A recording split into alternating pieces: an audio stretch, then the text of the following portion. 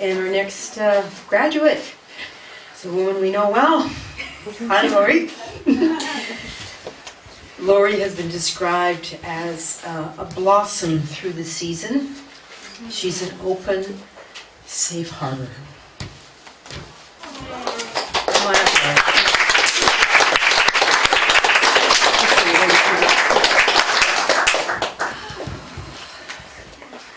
Hello. My dad was born in Victoria, the youngest of 5 children. His parents were quite old when he was born, and his closest sibling was 10 years his senior. Dad's father was very quiet and didn't do much in the way of disciplining.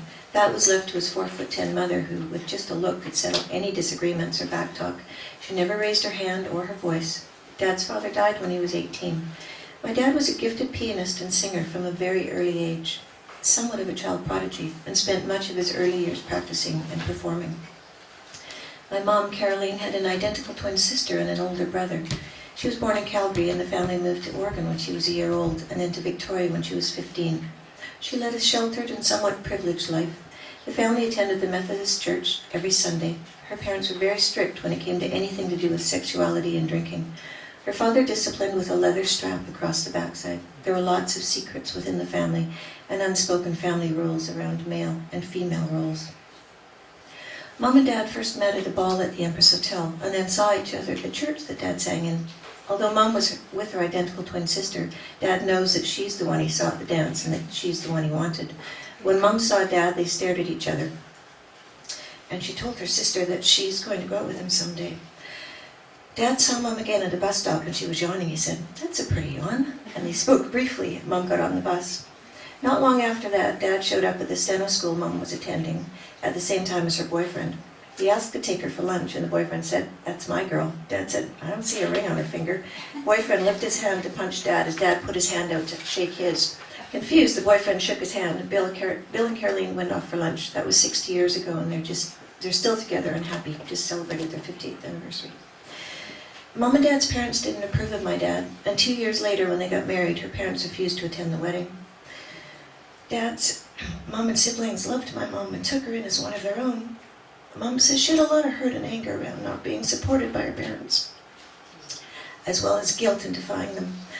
My parents were very much in love, and although they were very naive about raising a family, there was much joy around my birth, as well as fear.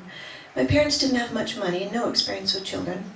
Dad says that when the nurse handed me to him after I was born, he felt he'd never seen anything so beautiful, and he just started to cry. There was a lot of anxiety around the money in the first 5 years of their marriage. There was also a lot of good times with parties and music and laughter.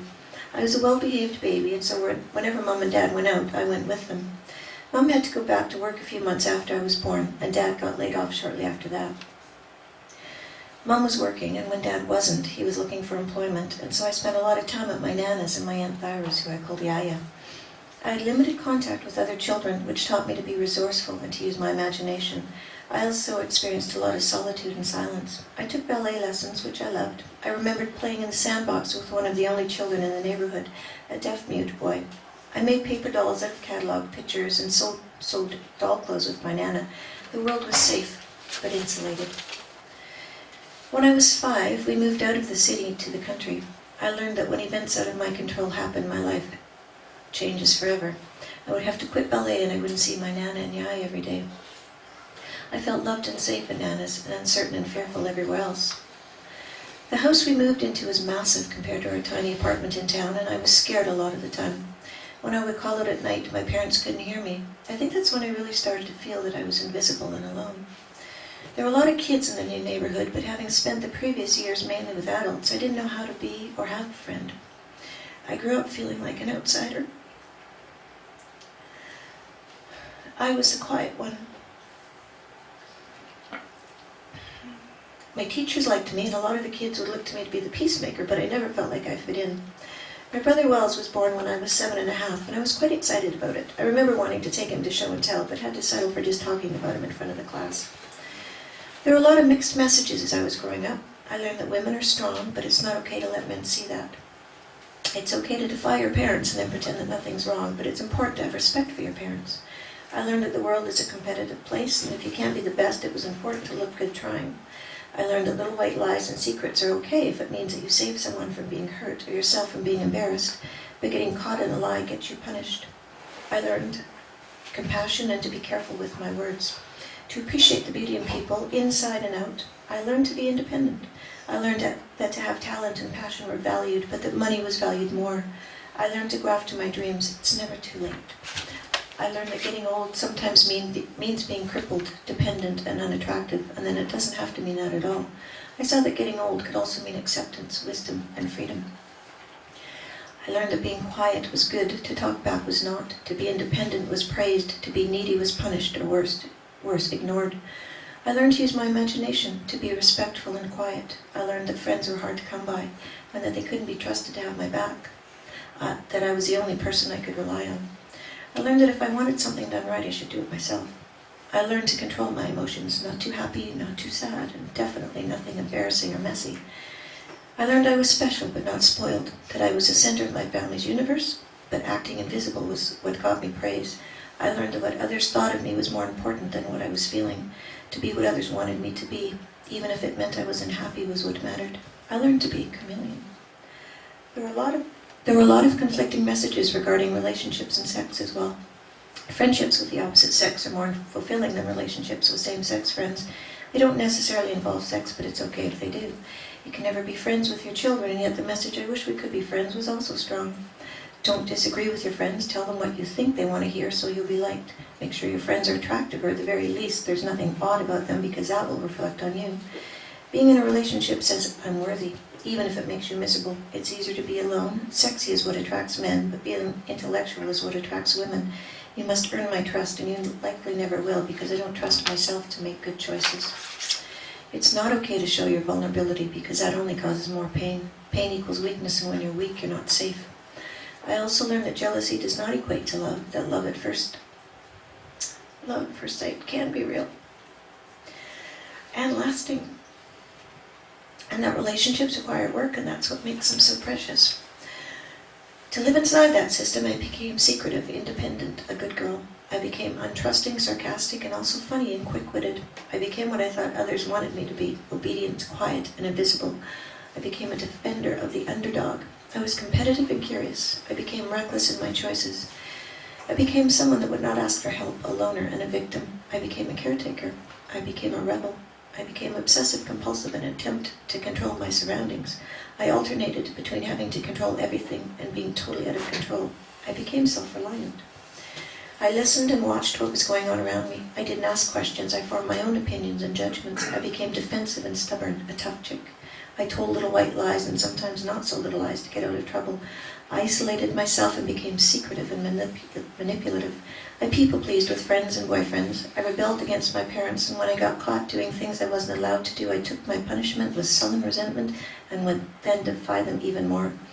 I looked out for and after myself, adapting an "I don't need anyone" attitude. I built a wall around myself and stayed inside it so that I wouldn't be hurt. I numbed with drugs, sex, and alcohol. I became involved with a guy when I was 15, and within a year became physically abusive. I didn't tell anyone about the abuse. And I stayed with him for almost 5 years. I didn't trust anyone. I kept my life and my pain very, very secret. It's not so secret now. In the world, operating from this defense left me isolated, afraid, and angry. At some point I adapted a strategy of "I'll leave you before you leave me" in order to be hurt, not to be hurt. These tactics left me feeling like a failure, and that nothing I did would ever be good enough. Afraid to make choices for fear of making the wrong choice and then beating myself up for doing the same thing over and over again. These defenses left me drifting, seemingly aimless, looking for meaning in my life, looking for someone to blame, reluctant to take responsibility for my life and my choices. In relationships, by not trusting and coming from a place of suspicion that it's not safe to be vulnerable, I built a wall around myself, which has not only kept me isolated, but has kept the people I care about from getting close and seeing who I really am. It's also stopped me from seeing them with compassion and empathy. I'm now taking ownership and apologizing for the choices I've made that have caused others pain. I apologize to my brother Wells for taking my frustration out on him, on you, when we were kids. I apologize to my parents for thinking that you weren't there for me. I'm sorry for not letting you in behind the wall I built around myself. I understand that my acting out when I was a teenager hurt my whole family. I apologize to myself for thinking that I wasn't worthy of happiness and love. I apologize to my daughter, Kara, for not always being emotional, available for you when you were younger. For not showing up in the way that you needed. In the world, I stand for love, connection, and leading by example. I'm a teacher, not from a soapbox, but from a place of equality and learning from the experiences of others as much as my own. I stand for empowerment and compassion. For myself, I stand for self-love, self-acceptance, and self-care. I stand for forgiveness, for kindness, and compassion for myself and my choices, and how I choose to live in this world. I embrace where I came from, the events that have shaped who I am, and I celebrate my life as it is now. I greet whatever comes my way with open arms, looking for the gift in each and every experience. I stand for authenticity and joy. In relationships, I stand for love, trust, and honesty. I respect other people's boundaries and the choices they make without judgment, knowing that they are on their own journey of self-discovery. I will listen, not just to the words people say. I will hear with my heart to what lies beneath the words. I stand for empathy and encouragement, for compassion and connection. I commit to playing full out, stepping out of my comfort zone in order to grow and live a fulfilled life. I will let go of trying to control the universe. I trust that I am enough just as I am. I commit to creating and nurturing a counseling practice. I will trust my intuition. I will take the shoulda, coulda, wouldas, have-tos, and yeah-buts out of my vocabulary and replace them with I will, I can, and even no, if that's what I really want to say. I commit to replacing judgment with it and advice with empathy and curiosity, to listening with an open mind and open heart. I trust that others are the experts of their own life, and I respect their choices even when my ego thinks it knows what's best. Some of the skills, strengths, and gifts I have to extend to this world are empathy, compassion. I'm a good listener, and I have great intuition. I'm creative, curious, and trusting. I love to learn and share what I learn. I'm a teacher, a student, and a mentor. I have respect for other people's choices. I am confident, honest, and have an inner strength and a huge capacity to love and forgive. I'm great at connecting people. I'm great at organizing and planning. I tend to think outside the box, and I'm pretty damn funny. I wish to inform and send my constitution to my daughter Kara, my husband Patrick, my mom, my dad, my brother Wells. I want to thank my parents and tell you that although I may not say it often, I appreciate all you've done for me. I value your patience and support.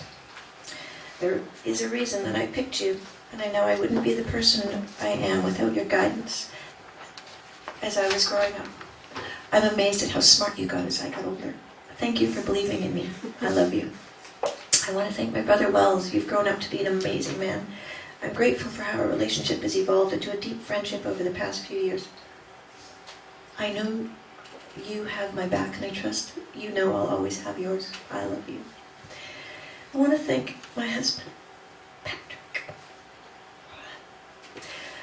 for being on this journey with me. You have the patience of a saint and have been my voluntold practice person through countless courses and healing modalities, some of which I know have caused you actual physical pain. I love it when you say things, I don't think you're in your 50%, and you're never upset for the reason you think you are. It's okay, I may not actually like it when you say it at the time, but I love that you get it. You get me, and that's not always easy, so thank you. I appreciate you helping me be accountable. I love you. And I want to thank my daughter, Kara. You rock my world. You sometimes call me Mama Guru, and yet you're the one that's taught me so much. The compassion, empathy, and love you show to others inspires me to be a better person. You're wise beyond your years. You're an old soul. Thank you for your patience, your trust, and your love. You help me to see the good in me reflected in you. I love you. And I just want to do a quick poem. John O'Donohue is fluent. I would love to live like a river flows, carried by the surprise of its own unfolding.